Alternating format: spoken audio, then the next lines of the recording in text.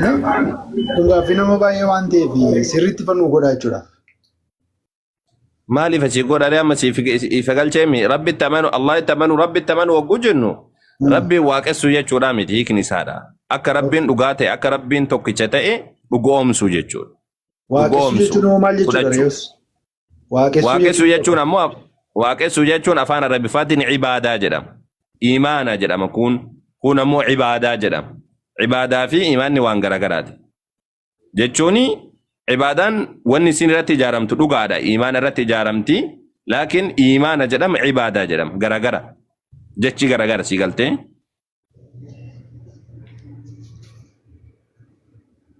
اوكي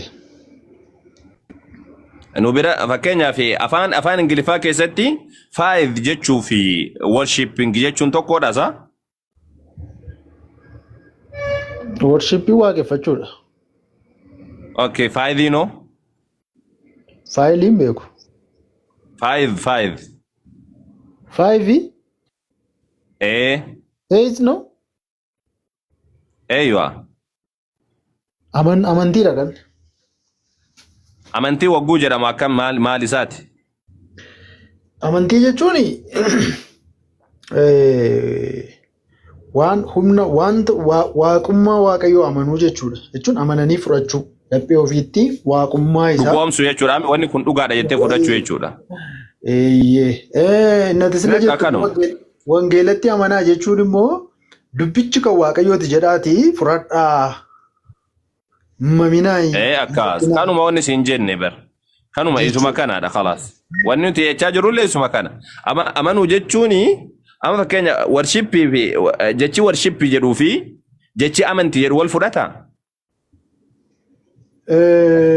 worshipii fi amantii worshipii moo worshipiin yaa amantii waaqeffachuu jechuudha masmallaqno waaqeffachuu waan waaqas waaqeffachuun kan ta'u nu biratti illee waaqeffachuun kan ta'u rabbii tokkichaaf garuu ammoo believe ka jedhamu sunii fi faith ka jettee dubbatte suni wannaadha sun amanuudha waan tokko dhugaadha jettee fudhachuudha amma fakkeenyaaf dictionary afaan ingilifaatu subanteet ilaalte bar believe jechuun maal jechuudha waati jettee waan tokko dhugaa jettee fudhachuudha kanuma garagara jechuun maan ingilifa keessattuu garagara arabifa keessatti illee imaan jedhama عبادات جدام غراغرو ما قبا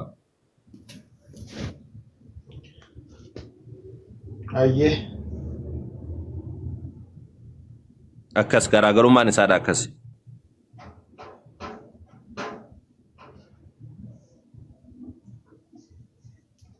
نعم محمد مال جرا مري اتيامنا مو اتنامنا محمد تمام ابراهيم تني امنا موسى تني امنا يسوع تني امنا من دتو امنا ما يسوع تني امنا نوت يسوع تني امنا يوكان عيسى تني امنا وجنو رب القران كيسد ارغما كيت امنا جدا ارغما توساني تمنا وهون ملائكه تمنا وجنو ملائكان اكملت انا منا ملائكه كتان تمنا اكسان جيرن جچو اجاوان ارغنيف جچا ورب نتيمه ني امنا ني دوغومسين وسوان نبره جرودات امنتين جرن فكينيا فماتي جوال مبالك يكون نبره جير أول أني أك مبالغ أبونين أمانان جدوان جت أمانتي جدوا مالي فيدا ماما واري جاين أرجين توكوان ست مامت فيدا ماما سيقلتي يوكا وان فولدرا دوف يوكا وان سندرا دبر نبيوتا تني أمنا وجوجنو نبو أمد نيل والكبتة توجتشون دساني توكبتة أكجركون إرجماني دبرني جرني أمان وياك أمات تلني أمان ويا بودات تيجو ني أمنا وجوجنو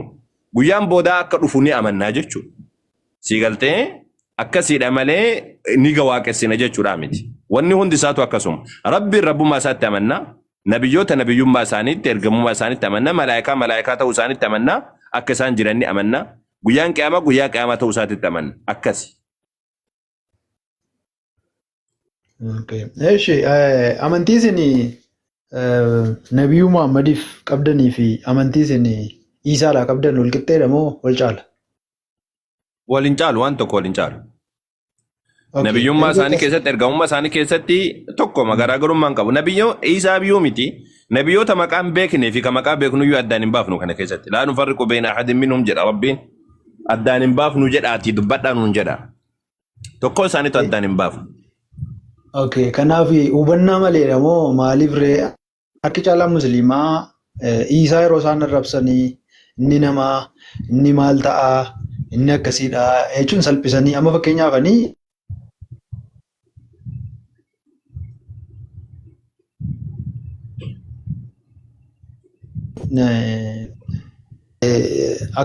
akkas jedhama. Garuu isaatiin maaliif gadi waamu yeroo baay'ee amantoonni musliimaa? Lakki gadi hin buufne bar hunda isaan wal qixxeessinee amanna jechuun bar nabiyyoonni kun hundi isaanii Ciisaallee haa ta'u Nabi Muhammad haa ta'utii ergamoota Rabbiiti jennaan, nabiyyoota jennaan, nama jennaan, sigaltee namoota filatamoodha jennaan, namoota qajeeloodha jennaan, namoota karaa dhugaadha barsiisaa turan jennaan.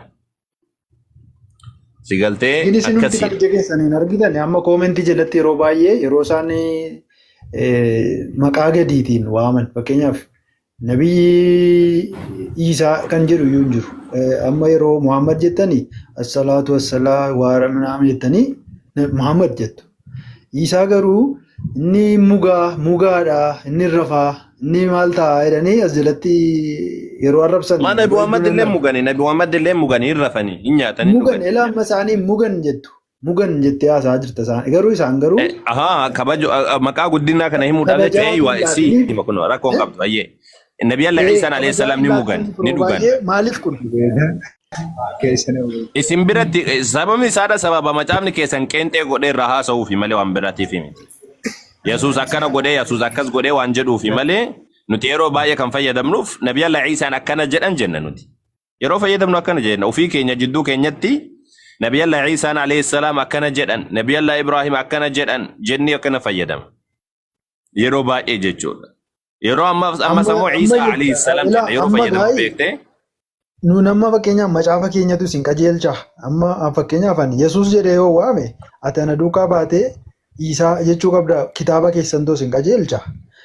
Disipiliiniin amantii dhugaa wal qixxeessa taanaa nama fakkeenyaaf isitu iyyuu wal qixxeedha jedhe malee akka Quraanaatti Isaa fi Muhammad illee wal qixxee natti hin fakkaatanii sababiin isaa Isaan hin fudhatame jedhama miti reekoon Quraanaatti jiraa hin duunee hin fudhatame jedha. Nabii Muhammadiin garuu hin du'ee awwaaluma keessa jira guyyaa firdiitti hin ka'a. So yeroo kana ilaallu wal qixxeedhaan jennu dhugaa masaa yoo furanne. Isaan Muhammadin akka caalu beekamaadha. Garuu isin atillee ammoo wal qixxeedha. Ati waan Nabi Muhammad alayhi salaam akka amantii kan keeti waan Nabi Muhammad dubbachuudhaaf mirga hin qabdu bitaallee irratti hin qabdu. Nu ta'an ammoo waan Nabi Allah Isa alayhi salaam dubbachuudhaaf mirga qaba. Yeroo takka na dhageeffadhu. Macaafni kan kee waa'ee Nabi Muhammadin dubbata? Hin dubbatu. Hin dubbatu. Kanaafuu Nabi Muhammad irraa dubbachuudhaaf mirga hin qabdu jechuudha. Tayyib ana ammoo macaafni Quraana kiyyatu waa'ee Nabi Allah Isa alayhi salaam dubbata. Waan Nabi Allah Ibrahim dubbata, waan Nabi Allah Musa alayhi salam dubbata jechuudha. Kanaafuu ati dhufteetiin Quraana irraa akkana godhe jettee dhufteetiin dubbachuu hin dandeessu. Takka. Lammaffaa ammoo kati jette Nabi Allah Muhammadin du'anii jiranii kun Nabi Allah Isa alayhi salam du'eetiin hin jiruuti. Ammatti boodatti dhufa akka jiru Nabi Allah Isa alayhi salam ni du'a nu biratti. Dhufeetiin du'a. Kan hin duune hin jiru. Sigaltee nu biratti akka nabiyyoota keenyaatti Isa haa ta'u Nabi Muhammadin haa ta'u nabiyyoota waggoo ergu Rabbiin hujii hojjetan itti himeetiin erga. Nabi Muhammad geessanii du'an. Ani geessee jiraa jedhanii uummatatti mani geessitee jirte jedhanii uummanni ragaa ba'anii fi Nabi Muhammad du'anii jiran. Isa namu alayhi salaam hujii isaadhaan raawwanne. Gaaf duraadhaa dhufe Yahudan ajjeesuudhaaf yaalan eegasanii Rabbi ol fudhate. Ni deebi'a. Hujii isaa gaafa raawwatee jedhe Rabbiin isaallee ni ajjeesaa jechuudha. Hojiin isaa guddaan ammoo ummata hojiin isaa guddaan ammoo yeroo takka hojiin isaa guddaan ammoo inni ummata Nabi Muhammad irraa ta'ee hordoftuu Nabi Muhammad ta'eetiin hordofaa Nabi Muhammad ta'ee Quraana Rabbiitiin bulee ittiin bulchee ummata kana hoogganee warra amanan hoogganee karaa Rabbiitti deebisee warra jallatan karaa Rabbiitti deebisee erga sanii ammoo gaafa hojii isaa raawwatee jedhe innillee ni du'a jechuudha. Sigaltee akkana barsiifni jiru Islaamummaa keessatti akkanatti hubanna. Gin harratti nabiyyiin Isaan Muhammadiin akka caalu jechuun akka Quraana keessanitti Muhammadii inni ufana duuba jedhee jedhu mitire. Kanaafuu inni isa durayyuu ture. Muhammad durayyuu ture. Nabiyyi guddicha jedhamee amanama akka Quraana keessanitti. Muhammadiin illee yoon beekuu dhaabaadha. Kanaaf akkamitti iyyuu walqixxee iyyuu dhiistanii maaliif isa xiqqeessitu yeroo baay'ee. Kanaaf ol gorsadhaatii ergamaa yoo jedha amana. wal nuti hin xiqqeessinu yaa goobaz ati yoo hubachuu dadhabde malee nuti nabiyyi tokko illee hin xiqqeessinu nabiyyummaa isaanii keessa hundayyuu ni fudhanna garaagarummaan kan fakkeenyaaf amma nuti nabi Muhammad hin fudhanne Yesuus nabi Allah Isa alayhi salaam hin arrabsinu Ibrahim alayhi salaam hin arrabsinu Musa alayhi salaam hin arrabsinu gatii isaan tokkichummaa rabbiitiif lallaban gatii isaan kafalan san hin xiqqeessinu even nabiyyoota kanneenii miti Daawitiin kan amma macaafa keessatti sagaagalummaa dalaguudhaan beekamu saniyyuu hin xiqqeessinu Salamooniin ka amma macaafa keessatti isin waaqa tolfamaa waaqesse jettan saniyyuu nuti nabiyyi saniyyuu rabbiin hin kafarre nabiyyiin sun hin jallannee jennee aman rabbiin quraana keessa nutti himee jira Haarooniin isa isin mirgoo waaqa tolfamaa tolchee ummata jalliseettan saniyyuu nabiyyi guddaadha nu biratti nabiyyoonni kun hundi isaaniidha nabiyyoota kabajamoodha nu biratti sigaltee nabiyyoota kabajamoodha nu biratti garuu nabiyyoonni kun nabiyyoota kabajamoodha ogguus hin jedhu sadarkaa isaanii wal qixa jechuudha miti Muusaan Haaruun irra ni caala Haaruun irra Muusaan ni caalaa jechuun Haaruuniif Muusaan nabiyyiidha Haaruun nabiyyi miti jechuudha miti sadarkaa isaaniiti Abrahaamii fi Luut yoo wal bira qabde Abrahaamtu irra caala Abrahaamii fi Abrahaamtu irra caala jechuun Luuxii nabiyyiidha miti naba akkanumaan callisee olii gad deemu jechuudha miti sigaltee nabi Allah Muhammadiif nabi Allah Isa wal bira qabde nabi Muhammad turra caala nabi Muhammad turra caala jechuun Isaan sirriidha miti kanaan barsiisa sirriidha miti jechuudha miti barsiisa keessatti geessisan keessatti kanaaf Yesuus nabi Allah Isaan gaafa deebi'eetti dhufu hordoftoota nabi Muhammad ta'a murtii nabi Muhammad murteessaa turaniin Qur'aana isaan irratti bu'een murteessa malee deemeeti waan biraadha fideetiin hin dhufuuf jechuudha sigaltee kanaafu hordofaan ammoo isa hordofurra hin caalu Isaan alayhi salaam hordofaa nabi Muhammad alayhi salaatu wassalaam ta'a jechuu gaafa dhufu hordofaan isa hordofamu irra hin caalu hordofaa ta'a hordofaa nabi Muhammad ta'eetiin dhufaa siin jechuu jira Isaatu nabi Muhammadiin hordofa akka sii galtee kun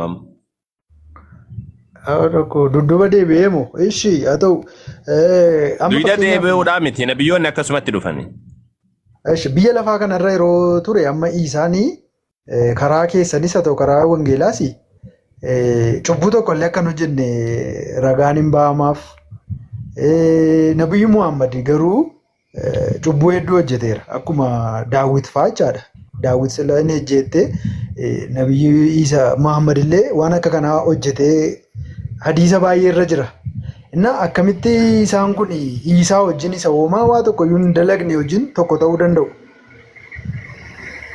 Aywa gaafii bareedaadha Isaan alayhi salaam cubbuu hojjetee jira hojjeteen jiru kan jedhu Quraana irratti hin dubbatamne macaafarraa yoo fudhanne moo macaafarratti cubbuu hedduu hojjetee jira laakiin macaafni nu biratti xiinxallamaa waan taaneef jecha macaafa gannee haa dhiifnu akka Quraanatti was deebite akka Quraana hadiisatti was deebite Isaa qofaa miti nabiyyoonni cubbuu hojjechuu dhabuu isaanii rabbiin dubbate fakkeenyaaf Yohaannis cuuphaan jira Yahyaa jennaan nuti cubbuu hojjechuun isaadhaan dubbatamne cubbuu takkayyuu rabbiin irraan dubbanne Zakariyaan jira Zakariyaas kan jettaniin cubbuu takkayyuu hojjenne hojjechuu isaadhaan dubbatamne Quraana keessatti dabalataan Zulkifli jira Ayyuub jira nabiyyoota hedduutu jira nabiyyoonni cubbuu hojjetan hin hojjenne jechuun kan dubbatame siigaltee siigalaa miti isaa Haaruun jira Haaruun yoo fudhatte Quraana keessatti dubbatamee jira cubbuu hojjete hin hojjenne hin jenne rabbiin subhaanahu wa ta'ala akkana jechuun nabi Allah Isaan alayhi salaam cubbuu hojjeteen jiru cubbuu hojjetaa jechuun kun waan guddaadha miti nu biratti nabiyyoonni dogongora xixiqqoo turraa argaa malee cubbuu hojjetan namni cubbuu hojjetu hin jiru nabiyyoota keessa nabi Muhammad illee yoo deebite nabi Muhammad takka cubbuu jechuun maal jechuudha seera cabsuu jechuudha seera takka cabsanii beekan nabi Muhammad alayhi salaatu wassalaam seera itti kenname cabsanii beekan Daawit illee seera itti kenname cabsee hin beeku kijibaan macaafa keessatti namoonni irratti barreessanii akka inni sagaagalummaa dalage dubbatan malee takka seera hin cabsine siigaltee Salamoon illee seera hin cabsine nabiyyoonni kunni hundi isaanii seera cabsanii beekan garuu dogongoraan osomaa wanna jechuu jira nama wayiidhaa waan tokkotti yaada wayiidhaa burqisuu danda'an dogongora sanamo rabbiin irratti hin tursiisu cubbuu jedhamee nabiyyoota biratti kan dubbatamu isa kanaadha malee cubbuu jechuun seera cabsuu isaati jettu saniidhaan fakkeenya mee misaala si haa kaa'u nabiyyoota yaa rabbi cubbuu keenyaaf araaram jedhan keessa tokko Nuuhiidha alayhi salaam suuraa 10 keessatti rabbiin dubbatee jira Nuuh yaa rabbi cubbuu keenyaaf araaramii jedhee kadhate maaliif cubbuu keenyaaf araaramii jedhe sababni isaa maali beekte gaafa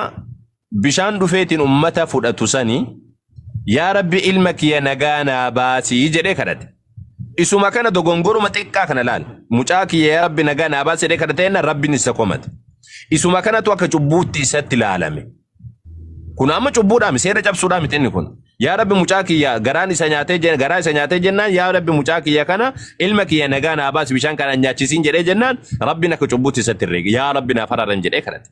Abrahaamin fudhadhu. Ibraahim alayhi salaam gaafa waaqa tolfamaa jaraadhaa sanii na dhukkubaa jedheeti nafe. Jarri kootuutiin wajjin bahi jennaan na dhukkubaa jedheeti nafe. Suuraa 37 faarratti Rabbiin dubbateetiin jira. Faqaal inni saqiim jedha. Ani dhukkubsataadha jedhee hafe. Sila gaafsana dhukkubsataadha jechuun inni kan itti baanu keessa kiyya waan isin dalaydan hin jaaladhu jechuu isaati malee qaaman dhukkubsadha jechuudha miti. Laakiin kan dubbatu dogongora jedhame itti ilaalan. Sigaltee Daawit alayhi salaam wanni irratti Daawit illee wanni irratti komatame waan biraatu jira. Salamoon illee alayhi salaam akkas. Nabiyyi Suleymaan alayhi salaam akka cubbuutti wanni ilaale waan tokkotu jira. Wanni sunis maali?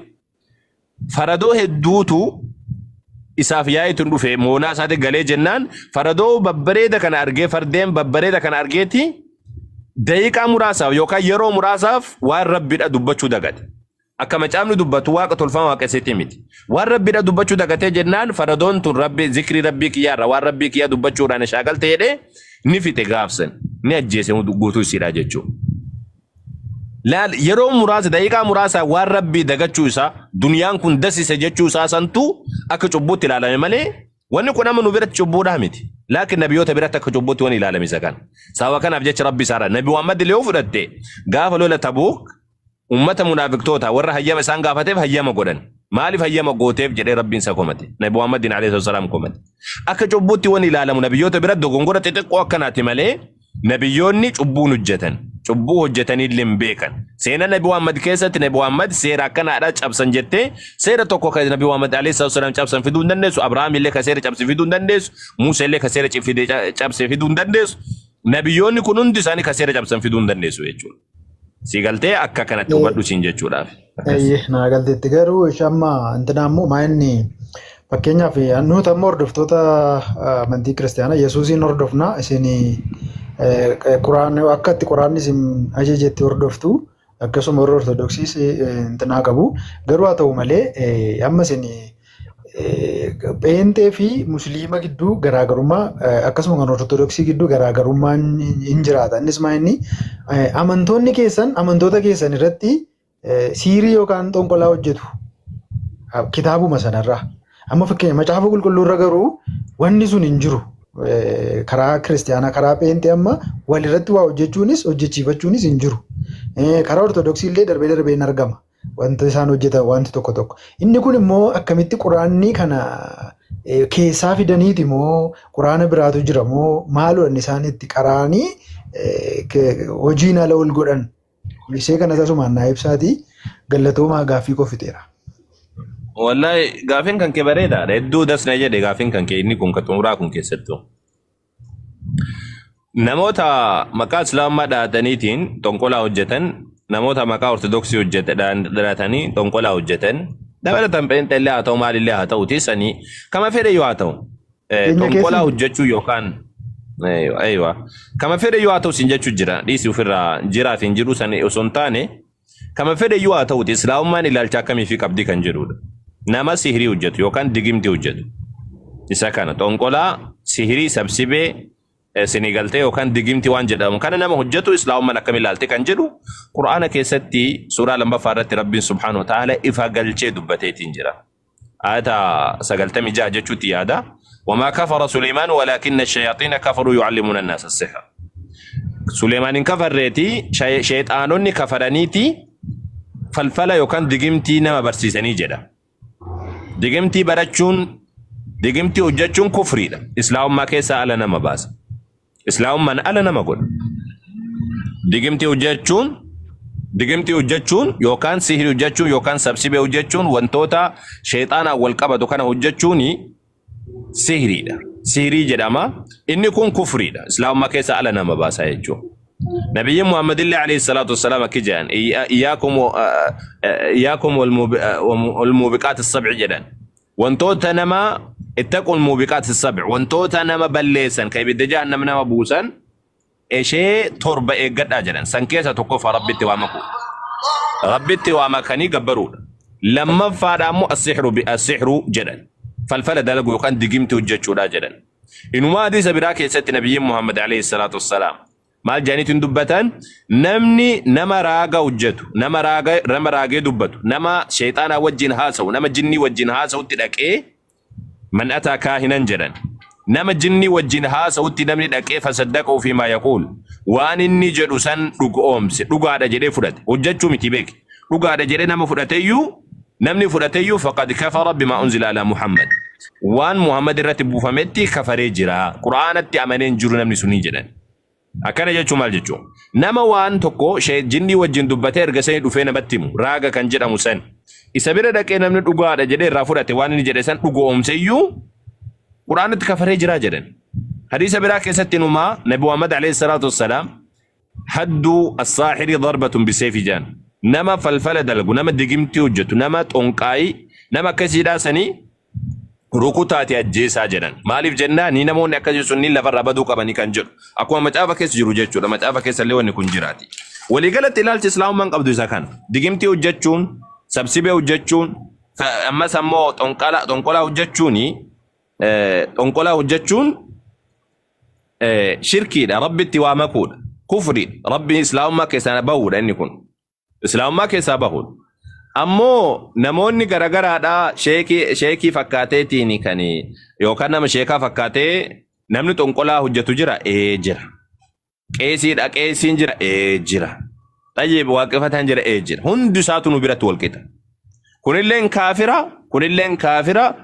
kaafira hundi isaatu kaafiruma namni xonqolaa hojjetu hundi isaatu kaafiruma hundi isaatu islaamummaan ala jira maqaa islaamummaadhaatu malee akkamitti qur'aanaan waa hujjataa ka jedhu laa qur'aanaan hin hujjatanii yaa gobajii koo gamme qur'aanaan hin hujjatanii bar akkaataa jarri itti hujjatan sitti himu namni xonqolaa hojjetu suni dirqama jinniin sun isaaf ergamuudhaaf qur'aana san xiqqeessu dirqama isaarraati qur'aana kana akka amma nuti qaraanu kana akka inni qajeela jiru kana osoo hin taane duubarraa soofan yookaan gubbaa jalarraa ol kaasanii ol galabbatanii barreessan qur'aanatti kafaran malee sheexaaniin ergamtuuf nama tokkoofillee sheexaan ergamuudhaaf qur'aana akka jiru kanatti miti ka isaan jedhan qur'aanatti kafaruu qaba namtichi sun mana fincaanii umrii isaadhaa qulqulleeffachuun qabu